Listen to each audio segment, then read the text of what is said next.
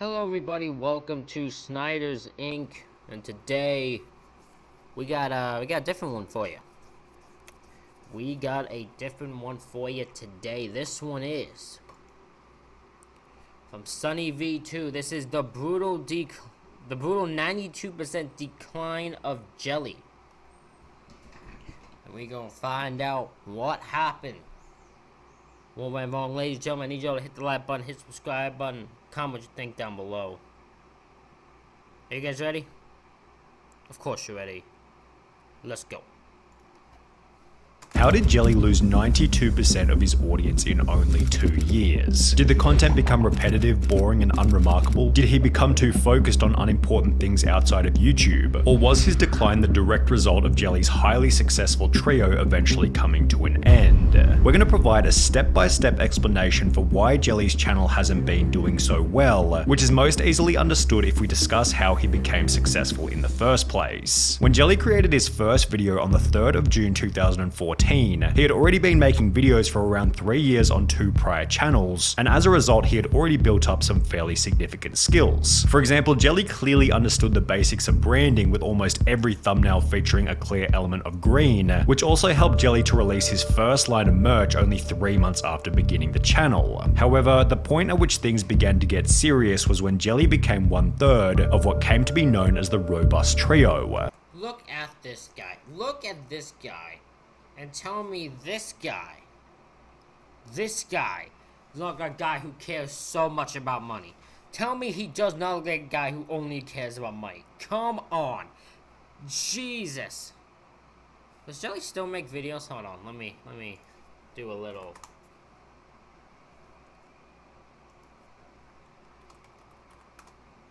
Oh god, well, at least I knew what I meant.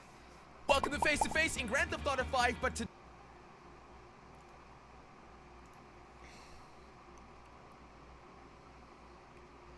Yeah, that says a lot when 23.4 million and can barely get 200,000 views. His most popular views from 4 years ago. Like, yeah. That says a lot right there. But yeah, he definitely looks like a guy who would only care about money. Just saying. Serious was when Jelly became 1/3 of what came to be known as the Robust Trio. In the beginning of the group, the only 2 significant members were Jelly and Kwebbelkop, who had already created a couple. Kwebbelkop is a guy who has his own video from Sunny V2 on his decline. I'll probably have to react to that at some point too. Couple of viral uploads. it's me and Jelly, and we are playing on, like, this is crazy viral video. 14 million views. Kwebbelkop then explained that he and Jelly realized that they could go viral by simply having a fun time together, which became significantly easier after the 2 announced that they were moving into a house together. Me and Jordy. That's a little bit of a bust. I wouldn't buy a house with another content creator. I don't think I'd do that. But then again, I've never been put in that position. So maybe I'm just that little bastard who's saying that and then would end up actually doing it if given the offer. But I don't think I ever will. So I don't even worry about that. But yeah, this is a very bizarre. I don't know if I'd get a house for another content creator. I can't fully say I would. Are checking out a place. This is the place where me and Jordy are hopefully gonna live. And while Jelly and Kwebbelkop were already getting insane views as a duo, it will be after adding a 3rd member that things began to get crazy. Slogo Man, or Slogo, appeared on Jelly's channel for the first time in a video titled Sailing with Monster Trucks, and after this video received an above average view count, Slogo became a regular part of the group. Since they played GTA 5 more than any other game, they'd collaborate and grow together in almost every single video. With Josh there was a much better chemistry. Jordy is always the one who's probably the best at the game. Josh is always the annoying one, and I'm always the one that rage quits. And I feel like that's a good chemistry. It works very well. Which resulted in Jelly. I don't know. Just very bizarre to me. This is all very bizarre to me. That's all I can say. It's very bizarre to me. Reaching 1 million subscribers only 12 months after creating his channel. Yes! I saw it! I saw it, baby! Meanwhile, Jelly. Look at this guy's dance. Hold on, we're gonna watch this again. We're gonna watch this man's dance. This man should never be dancing in public. Creating his channel. Yes! I saw it! I saw it, baby! Meanwhile, is this? What is this type of dance? You're gonna celebrate, over the top. I'd celebrate. I'd do a whole video dedicated to a party. I'd celebrate. Oh, I'd so over the top celebrate if I ever hit that milestone. I never will. But it's just like, what type of dance is this? Like, what is this? What are you doing? Okay, I don't know what you're doing. He looks like a weirdo. While Jelly, Quabblecop, and Slogo were becoming closer and closer friends every single day. And in the meantime, just having banter, just roasting each other, and we were very close friends. Like, we spoke to each other every day, you know, we were there for each other every day. We knew everything about each other. It was just so much flipping fun. With the fun nature of the content helping You know something also just confused me in this million subscriber thing? Hold on, I gotta go back to this. I just want to mention this. What is this part? So he's about to hit 1 million, but it says 9,999,306 count displayed on YouTube. So he actually hit 1 million subscriber, but he only has that's weird. I'm just saying, that's weird.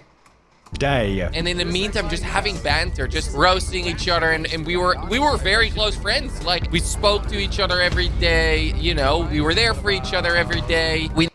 I don't have content creator friends. YouTubers, be friends with me. I'm joking. Not really. Like, if you want to be friends with me. But I'm not that desperate.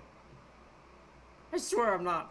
We knew everything about each other. It was just so much flipping fun. With the fun nature of the content helping them to innovate into making real life videos. We can do videos together in real life, and people like that even more. This one has 23.5 million views. As mentioned by Quabblecop, some of their real life videos performed unbelievably well, such as this simple 5-minute Q&A on Slogo's channel, which to this day has received over 17 million views. Over on Jelly's channel, almost every vlog he'd post was equally popular, and as a result, Jelly passed 5 million subscribers only a year after hitting 1 million. By 2019, Jelly was gaining well over 200 million views every single month, helping him to receive his diamond play button and purchase a $6.5 million property in Monaco. However, while it was That sounds like a terrible idea. Why would you spend that much money on a house? You don't, especially if you're the only one living in it. Do you have people living in a house? You better not be, because I swear to God, I would not spend that much on a house if it's just me in it. Like, Jesus Christ, that's a lot of money just being spent there. It's clear that Jelly was in a better spot than ever. 2019 would also mark the point at which the Robust trio began to fall apart. While Jelly and Slogo continued to collaborate on numerous different gaming videos, Quabblecop instead began to focus on reaction content and therefore began to appear in fewer and fewer of Jelly's videos. He's the man that tried to do it. You can't sweat. Listen, reaction job, it can be hard, but at least he got thumbnails. I don't got thumbnails. I don't know how to. I go with the thumbnails. I don't know how to do that. The Robust trio was dissolving in front of everyone. I'm the worst art. I'm probably one of the worst thing when it comes to art and like doing thumbnails and figuring all that out. That's the only thing at this very moment I just have yet to figure out. Once I figure that out, I might be okay. But I haven't figured that out yet. Everybody's eyes, but it didn't actually have all that much of an impact on Jelly's views, which if anything only continued to grow after Quabblecop left. By taking a quick look over Jelly's content at the time, we can see that he still had an abundance of different games to play. He was constantly innovating with new ideas, titles, and thumbnails. Plus, in January 2020, Robust became a trio once again, after Quabblecop was replaced by a YouTuber named Craner, who had the most subscribed channel in all of Denmark. 3 months after... Is that a big accomplishment? I don't know how big how big is Denmark? Hold on. How big is Denmark?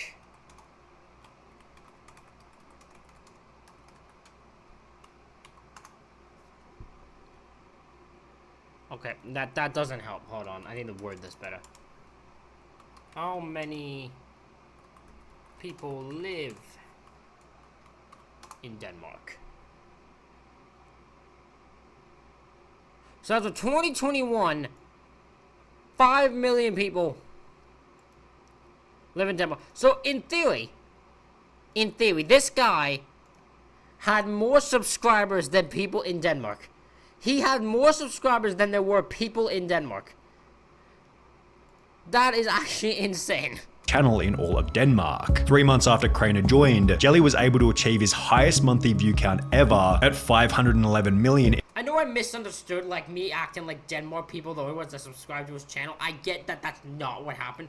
I was just curious how many people lived in Denmark. It just happened to be this guy has more subscribers than the people in Denmark. Like, there are 5 million people in Denmark, and this man has 7 million subscribers. That's the point I'm trying to make. In May 2020. However, you don't have to be an expert in data analytics to see that after May 2020, something began to go horribly wrong.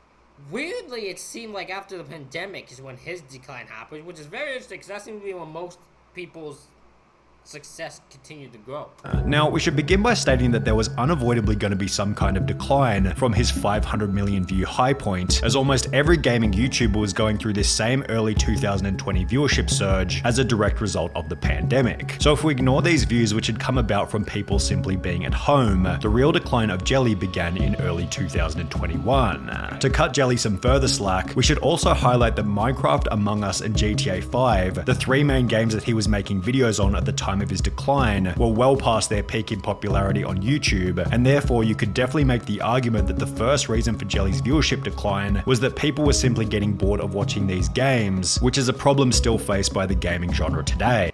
Yeah, it's tough to find stuff to do in game because there's no breakout game right now that's like, oh, if you watch this, you'll get views. Like, there's no game that you can go back to multiple times that has succeeded at this moment. Yeah. There haven't been any hugely popular game releases after Among Us in February 2021, which was basically the same month where Jelly's views began to decline. Therefore, the most popular games that Jelly can play are Roblox, Among Us, Minecraft, and GTA 5, all of which are years beyond their peak in popularity. Jelly has clearly noticed this problem himself, judging from one of his tweets reading, "Can GTA 6 just be released already?" with a possible motive for this being that Jelly is tired of playing the same old games on his channel. This might also provide an explanation.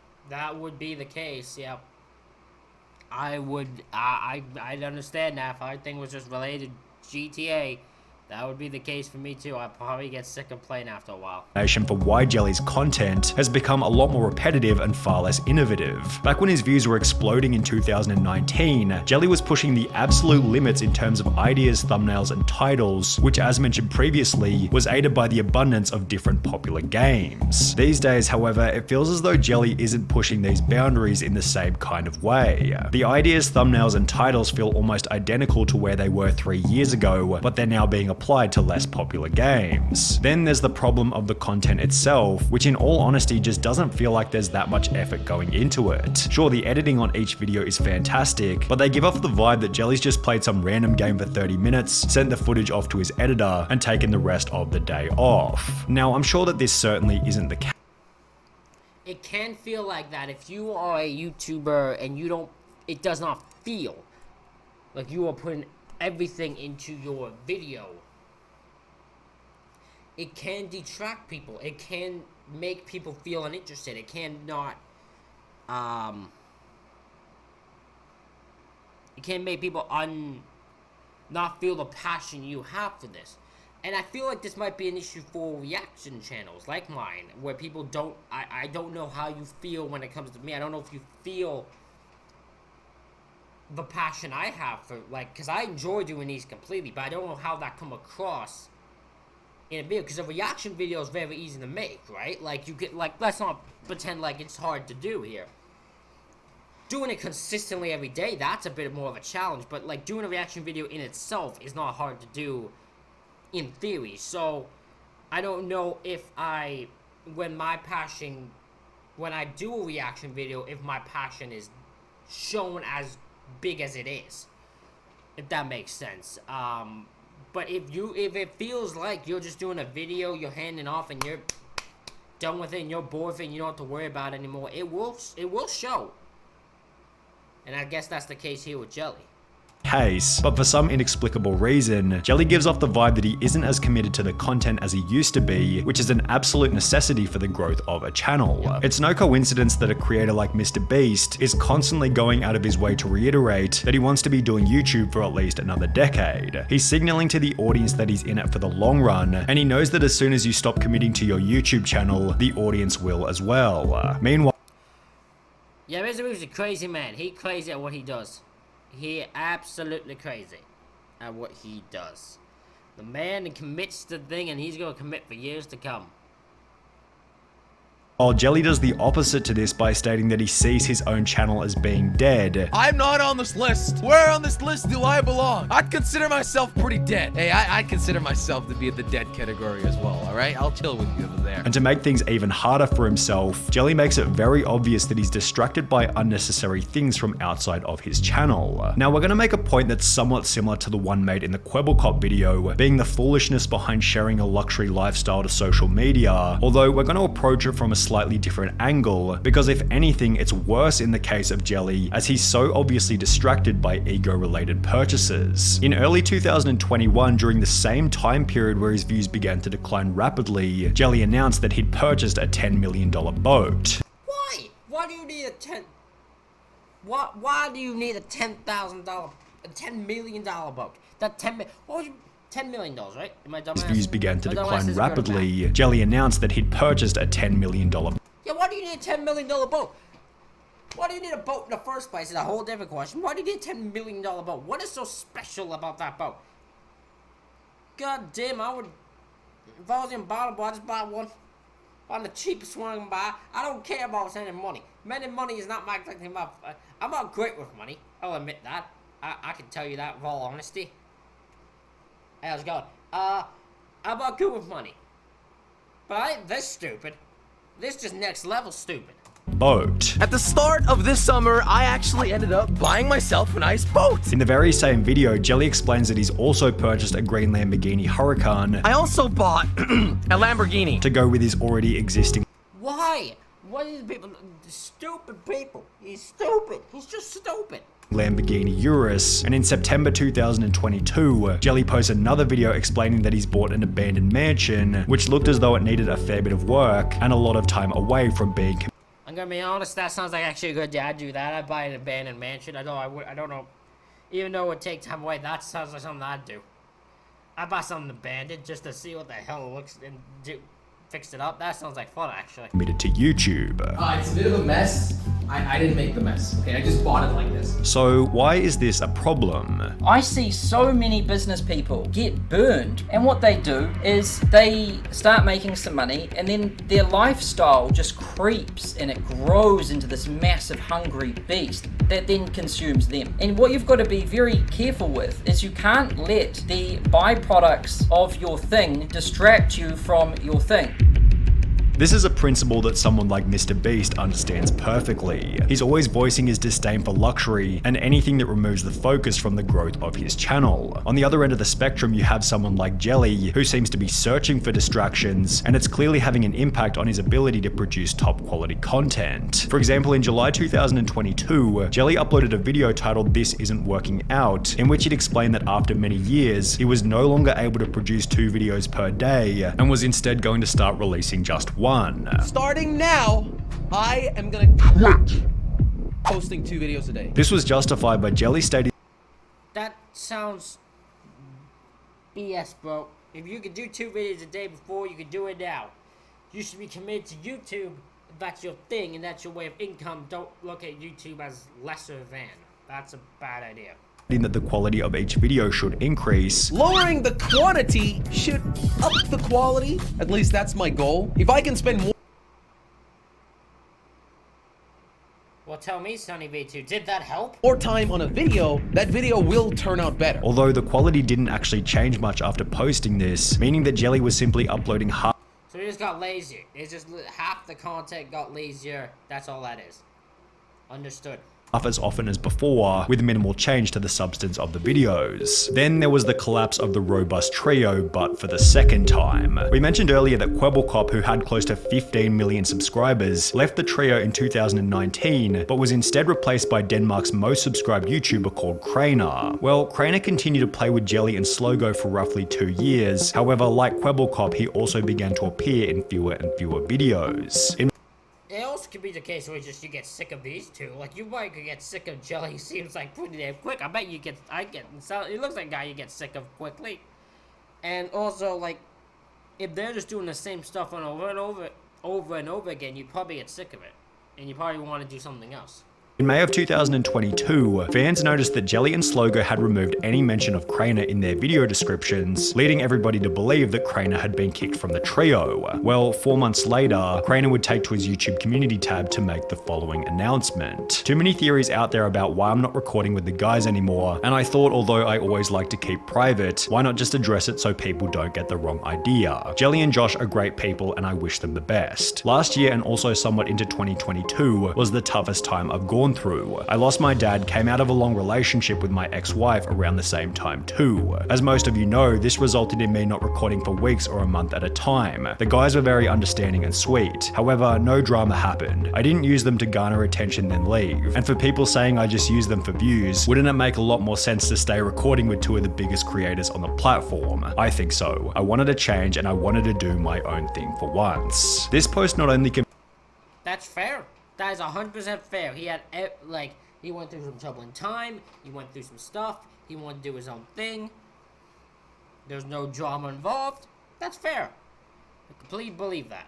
confirmed the end of the trio, which had made Jelly so successful in the first place, but it also felt like the death of innovation and authenticity on Jelly's channel. The robust trio represented a time when Jelly seemed passionate about making videos, as is highlighted in old comments such as, "I enjoyed it more when they were actually having fun, instead of just acting for family friendly." However, while this comment represents the tragic decline of a much-loved content creator, it simultaneously shows just how much of an impact these three legends had on the content creation sphere and the lives of millions.